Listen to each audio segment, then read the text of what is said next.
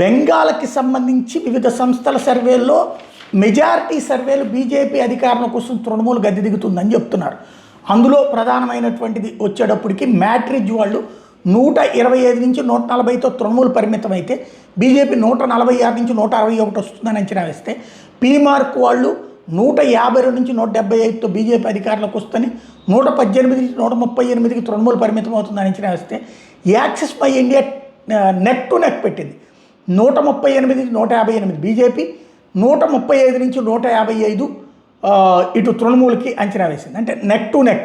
అక్కడ ఇతరులుగా కాంగ్రెస్ పార్టీ 0 నుంచి 1, ఇతరులకి 2 నుంచి 5 వస్తాయి అన్నటువంటి అంచనా వేసింది.